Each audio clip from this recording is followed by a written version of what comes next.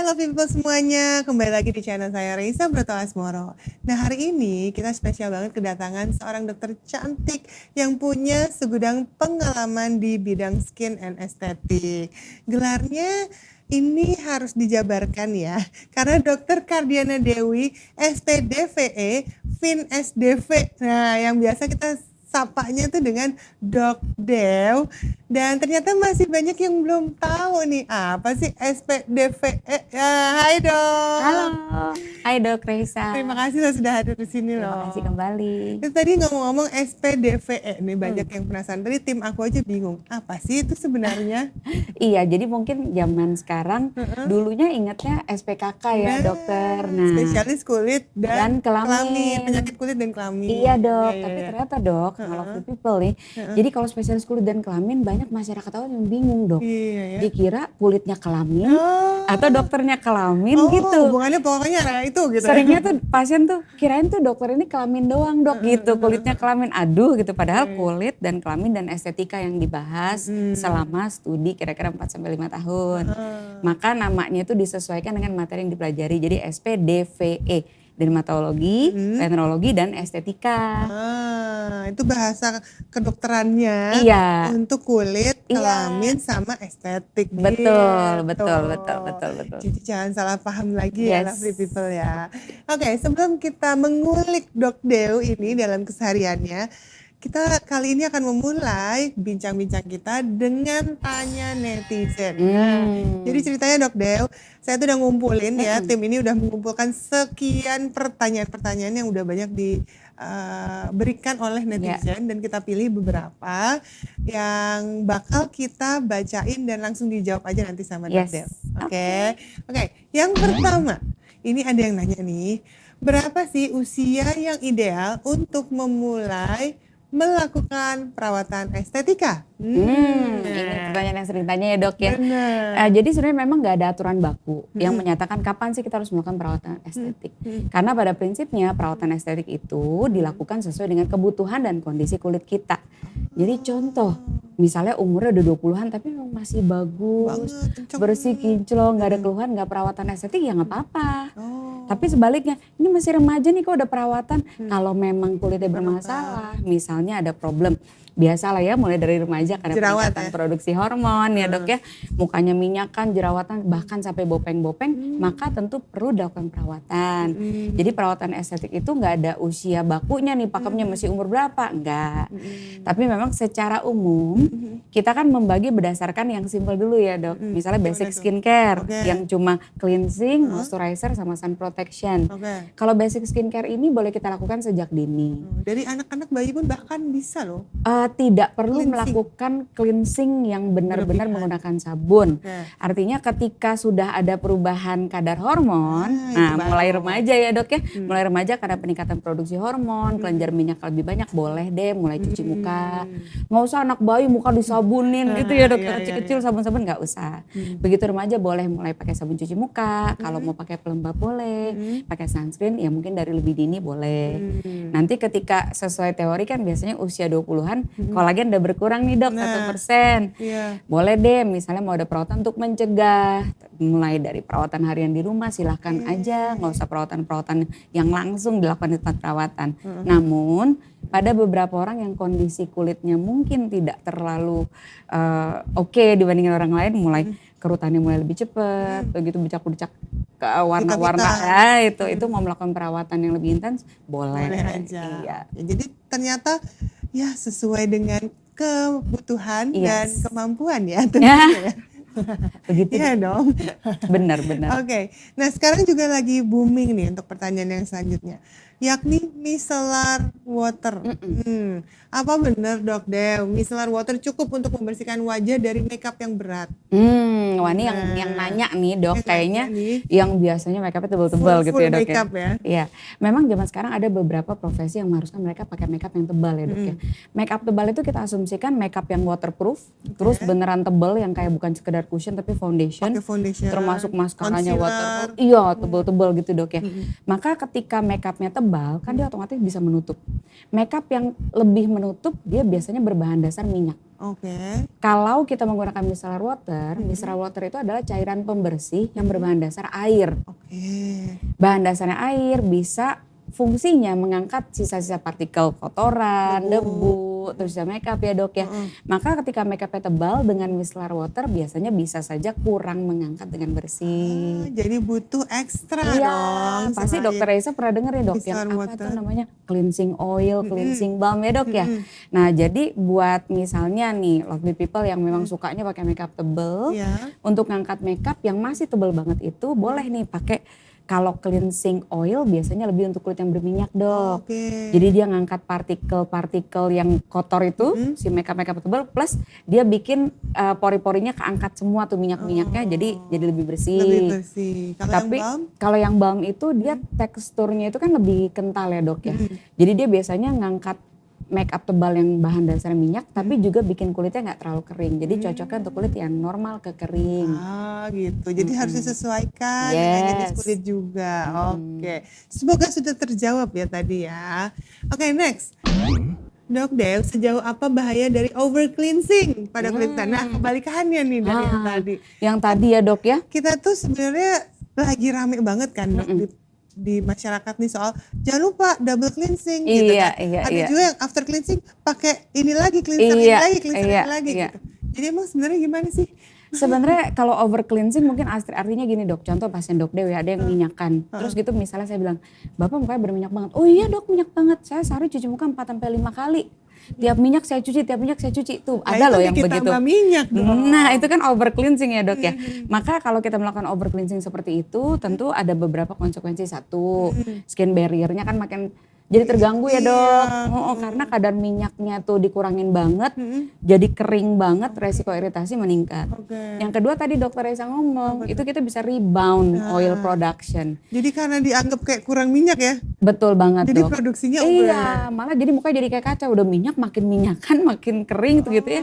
Nah, jadi akhirnya menjadi problemnya itu muncul bolak-balik terus gitu, dan akhirnya tentu kulitnya menjadi sensitif. I see. Jadi bisa Gampang tuh ya, merah. tiba-tiba jadi sensitif gitu karena Keseringan salah- cuci, keseringan karena kan cuci. skin barrier rusak dok. Oke. Terus dikikis terus, jadi nggak ada proteksi yang baik. Sehingga akhirnya mudah banget teriritasi, mudah merah, mudah mengalami inflamasi, jadi kulitnya sensitif. Oh gitu. Jadi sebenarnya yang disarankan berapa kali sehari? 1 hari 2 kali aja dok. Sehari 2 kali pada saat Pagi dan sore. dan sore. Tapi kalau memang kebetulan lovely people ada yang minyakan banget mukanya, bolehlah sehari 3 kali. yang mau malam mau tidur Menggunakan kali sabun. ya. Betul. Dan kalau cuci muka nggak usah lama-lama dok.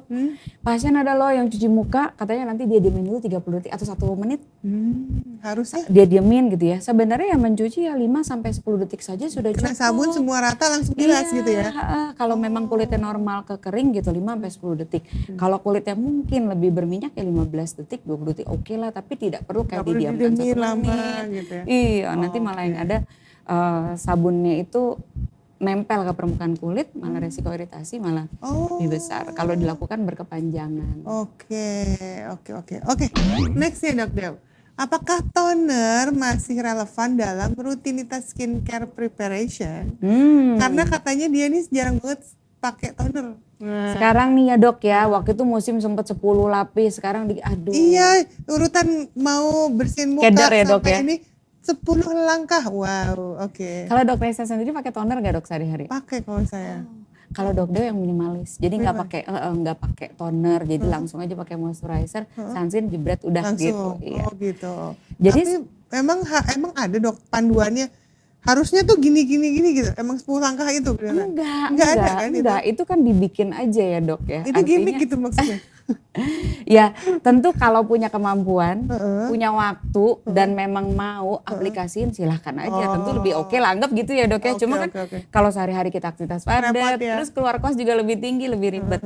Ya intinya kalau mungkin dok Reza mungkin pernah nggak dok zaman dulu tahu, kayaknya zaman dulu orang abis bersihin muka, kalau bersihin muka dari make up pakai susu pembersih terus toner. Dok Reza pernah tahu nggak? Iya, Apa tuh generasi kita beda nih? Eyang tahu itu malah Dok. Jangan gitu dong, aku juga. Jadi kalau Emang iya sempet ngalamin tapi ya gitu iya ya. kan zaman dulu kan kita membersihkan muka tuh pakai susu pembersih, lalu Pembersih pakai sama toner. Biasanya tuh tonernya tuh masih yang air mawar gitu Iya, kan sih. iya benar-benar. Nah, jadi pada prinsipnya toner itu memang mengalami perubahan. Zaman dulu, ini buat mungkin boomers atau milenial ke atas gitu ya. Zaman dulu toner itu memang biasanya kandungannya ada alkoholnya. Fungsinya tuh untuk mengangkat sisa kotoran dan makeup. Orang bilangnya astringent gitu ya dok ya. Nah, terus kemudian toner ini dengan teksturnya yang baik dan cair kayak praktis, maka terus kemudian berubah. Berubah switch menjadi ada kandungan gliserinnya, terus diberikanlah sesuai kondisi kulit, ada hyaluronic acid lah buat melembabkan. Terus kemudian ada yang AHA/BHA lah gitu ya dok ya. Nah pada prinsipnya kalau si toner ini dipakai, dulu kan maksudnya untuk menyesuaikan pH kulit. Habis cuci muka supaya pH-nya oke lagi sebelum pakai moisturizer, di-prepare dengan menggunakan toner. Namun sekarang sebenarnya kan sabun cuci muka sekarang udah canggih ya dok ya. Udah pH-nya udah sesuai. Iya, jadi sebenarnya jika tidak mau dipakai lagi tuh tidak apa-apa. Namun kalau memang kita kebetulan cocok nih dengan toner itu karena kadarnya pas, terus teksturnya juga enak ke kulit kita, meresapnya mudah, kita mau lakukan ya silahkan. Namun bukan suatu mandatory gitu. Oh gitu ternyata, balik lagi disesuaikan dengan kemauan dan kemampuan guys ya intinya ya. Oke, next Dok Dew. Wah ini lagi banyak banget teman anak-anak aku yang pakai acne patch. Nah boleh nggak sih dipakai saat jerawat sedang aktif? Terus berapa lama nih? Ini benar-benar saya sampai bingung, setiap orang ada yang pakai sampai berhari-hari dok. Iya. Nah jadi kalau mau di zoom, ini Dok Dew bisa di zoom set lagi ada acne patch. Ini lagi pakai acne patch ini ya? Ini seumur hidup baru pertama kali ini demi podcast Dok Reisa. Karena tiba-tiba ada jerawat besar. Mungkin aku berdebar-debar mau ketemu dokter. Ada jerawat. Deg-degan sampai berjerawat ya?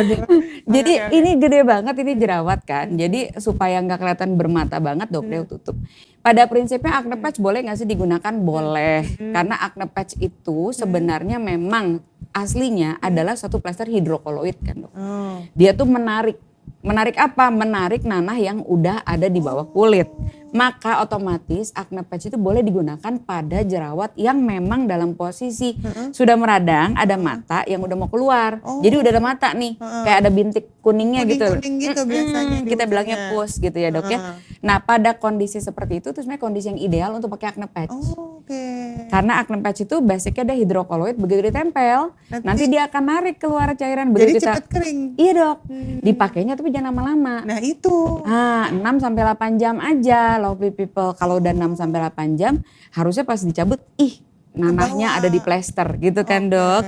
Tapi tidak boleh digunakan pada jerawat meradang yang belum ada nanah dok. Karena? Nanti malah semakin meradang. Karena dengan dia ada inflamasi, kita tutup dengan plester hidrokoloid, kita akan membuat area tersebut lebih inflamasi. Kan dioklusi, ditutup dok gitu. Maka dia akan setiap kali kita lepas plester jadi lebih merah. Besoknya lagi makin merah. Sedangkan matanya belum keluar, ada efek healing, tapi ternyata malah jadi tambah lama dong. Betul, jadi keluar matanya lama, terus malah biasanya kalau kamu pakai acne patch, nanti kamu perhatikan. Satu, begitu udah pakai acne patch lama, pas dilepas area situ lebih merah dan pasti lebih mudah berbekas hitam. Makanya terus habis itu dipakai lagi dok di situ. Jadi kan kayak, ini kok pakai acne patch? Iya, jadi buat kayak tambal gitu ya dok ya. Iya. Malah ada yang lucu-lucu bentuk bintang-bintang. Sengaja gitu kan. Lucu ya dok. Tapi kalau nggak dijerawati apalagi nggak boleh dong ya? Nggak boleh. Tapi kelihatannya kalau Dok Dew lihat sekarang tuh mereka punya macam-macam dok. Ada yang memang buat lucu-lucuan. Ada tipe-tipenya. Ada yang tanpa hidrokoloid, yang cuma invincible lah apa macam-macam. Bahkan ada efek brightening dan lain-lain. Nah mungkin itu bisa dipakai dengan catatan jerawat meradang di wajahnya tidak terlalu banyak dok. Jadi misalnya cuma 2 atau 3 ya dok ya. Bayangkan satu muka jerawat besar ada 10 atau 15, itu kan berarti udah kondisinya berat atau parah. Itu biasa membutuhkan pengobatan daripada muka ditambal semuanya dok ya. Iya dok, ngeliatnya juga bingung ini kenapa jadi mukanya jadi halaman stiker ya. Ya kan kayak jadi seru apa gimana stiker album ya dok ya. Itu zaman kita dulu ya, koleksinya stiker album kan. Oke, ini ada lagi Dok Dew. Saya punya wajah yang mudah beruntusan. Nah, untuk menanganinya bagaimana kah? Nah, beruntusan ini sebenarnya cukup complicated nih. Dalam prakteknya beruntusan tuh ada beruntusan yang namanya purging ya dok ya. Ada beruntusan yang memang karena jerawat. Kalau purging biasa disebabkan karena reaksi kulit kita saat menggunakan bahan-bahan tertentu yang kita belum biasa atau belum pernah. Maka kulit kita berespon dengan kadang-kadang dia ada pengelupasan, terus gitu malah keluar komedo-komedonya, itu kita bilang purging. Tapi kalau memang suatu komedo, biasanya kan karena memang mukanya jerawatan dan memang berminyak, maka harus dilakukan pembersihan yang basic dulu. Misalnya apa? Misalnya pertama bersihin muka pakai sabun yang kandungannya kalau kulit kamu kayaknya sensitif, kandungannya boleh AHA, BHA atau PHA. Kalau memang mukanya berminyak yang mengandung BHA, biasanya paling banyak yang dijual di bebas adalah salicylic acid. Itu bikin cukup kulitnya yang berminyak tuh jadi agak lebih kering, lebih bersih. Lalu kemudian kalau memang kulit kita dalam keadaan normal ya boleh pakai yang PHA tadi atau AHA BHA. Bersihin muka. Lalu yang kedua, gunakan pelembab yang sesuai tekstur kulit kita. Gampangnya gini aja, kalau kulit kita berminyak kan kita jangan kasih minyak lagi dong ya dok ya. Maka kalau pakai krim yang teksturnya ringan, krim gel, lotion gitu ya dok ya. Sedangkan kalau memang kulitnya kering boleh pakai pelembab yang teksturnya krim. Gitu. Nah ini banyak juga urusan purging ini ramai juga nih. Katanya kalau habis pakai krim tertentu sengaja nih dibikin purging dulu gitu. Emang bener harus begitu? Ada yang begitu. Ada begitu dalam arti begini. Misalnya kita belum pernah menggunakan krim yang ada kandungan retinoic acid atau turunan-turunannya sebelumnya. Maka karena kulit kita diberikan krim tersebut atau krim yang menggunakan AHA BHA, ketika digunakan di awal dalam 2 minggu pertama biasanya kulitnya bereaksi seperti itu. Jadi kulitnya kayak agak brutus-brutus, namun ketika dilanjutkan dia akan membaik dan bersih. Memang ada berarti yang betul, tetapi itu zaman sekarang sebenarnya jarang dok, jarang karena saat ini orang udah menggunakan tekstur krim yang sedemikian rupa sehingga kayaknya enak ngeblend ke kulit, terus minimal purging sehingga kalau dalam 2 minggu tetap terjadi dan gak stop sebaiknya segera dihentikan karena yang ada malah makin parah gitu dok. Berarti nggak cocok gitu ya? Iya, berarti nggak cocok atau nggak kuat terhadap bahan aktif yang ada di krim tersebut. I see. Oke, baiklah. Next dok, selain sinar UV, apa sih penyebab penuaan dini pada kulit dan penggunaan sunscreen dalam rumah itu apakah perlu? Ini mah dok Reza juga pasti udah bolak-balik gitu ngejelasin ya. Intinya kalau faktor aging kan penyebabnya 2 ya dok ya, intrinsik dan ekstrinsik. Jadi lovely people jangan mikirin dari luar doang. Dari dalam intrinsik juga berjalan terus ya dok ya proses aging. Usia kita nambah, faktor genetik menentukan juga tiap orang beda-beda antara satu orang dengan yang lain. Ada yang kayaknya lebih cepat tua, ada yang lebih awet gitu ya. Nah terus kemudian juga memang dengan bertambahnya usia metabolisme kita melambat, kemampuan menyembuh melambat, produksi kolagen di atas 20-an 1% menurun tiap tahun kayak gitu-gitu ya. Maka faktor intrinsik tersebut memang terus berjalan tanpa kita apa-apain. Kadang-kadang pasien, kok dulu enggak? Beda ya aku dengan 10 tahun yang lalu gitu ya. Ada yang namanya faktor U ya, faktor usia dan faktor uang. Nah jadi yang berikutnya faktor ekstrinsik adalah faktor yang dari luar. Yang tadi ya paparan sinar UV, polusi, alkohol, rokok, vape, zaman sekarang ya, malah lebih bahaya kan dok, chemical, dihirup chemical sama ada rasa-rasa.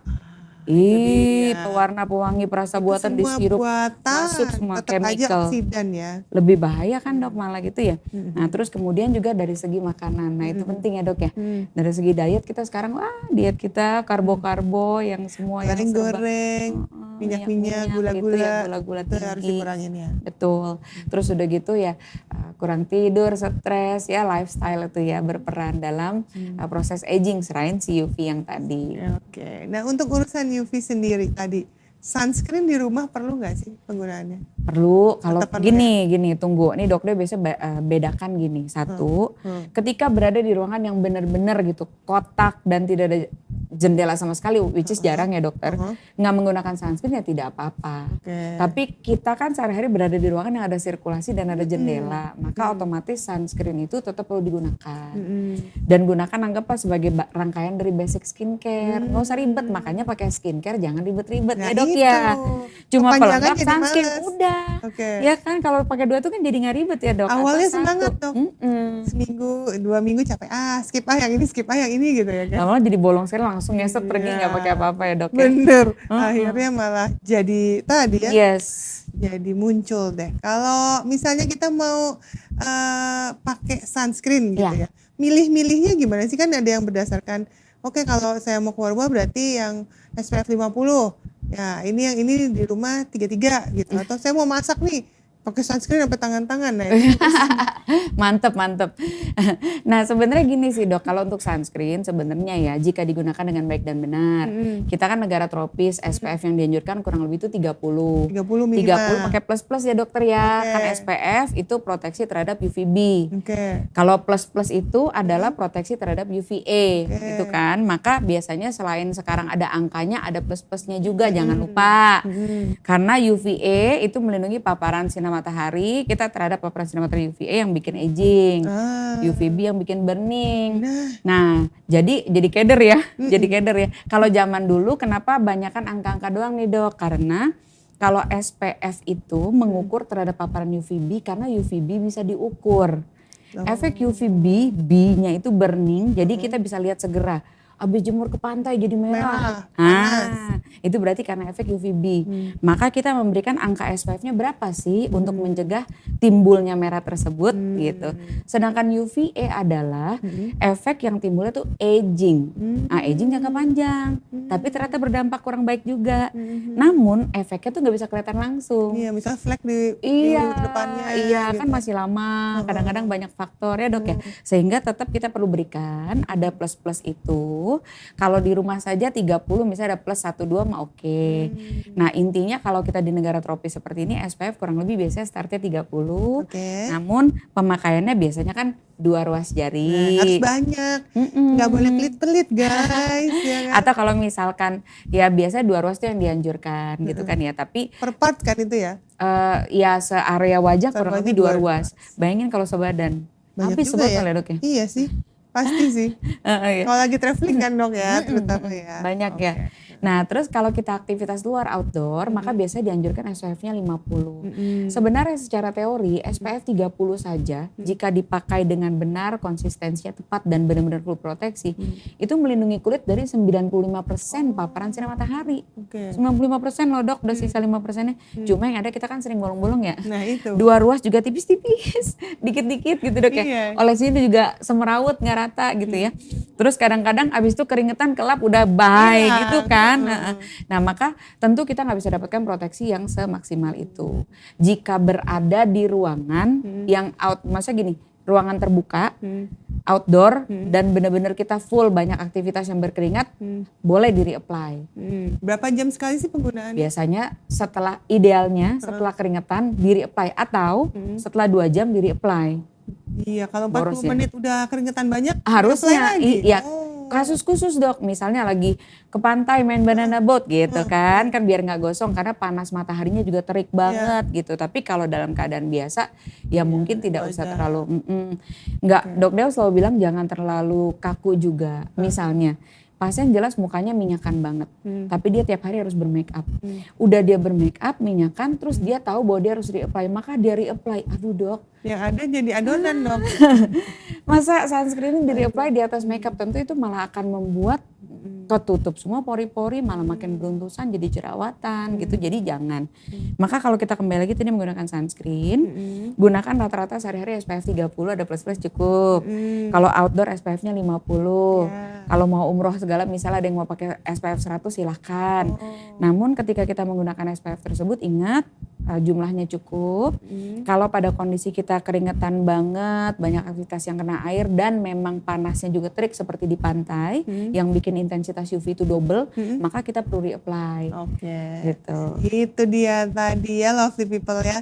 Seru banget ya, tanya jawabnya langsung dibahas tuntas sama Dok Dew. Pasti pada penasaran deh, iya aku pengen konsul deh jadinya sama Dok Dew. Kalau pengen datang mau treatment, mau nanya-nanya sama Dok Dew, kemana sih? Ke konsulnya kemana gitu? Ke klinik Boleh. atau rumah sakit? Boleh. Kalau biasanya kalau pasien-pasien perawatan kulit lebih senang ke klinik karena mungkin lebih praktis ya dok. Kalau rumah sakit Bener. registrasinya panjang, masukin data, antri gitu ya. Kalau ke klinik biasanya dok praktiknya di Pluit, namanya di DC Beauty Clinic. Oke. DC Beauty Clinic tulisannya DC gitu. Beauty Clinic. Ya, di Pluit Village Mall. Ada satu di Oh, lobby, oke. ke kiri dikit. Ya. Nyampe deh langsung bisa deh nanya.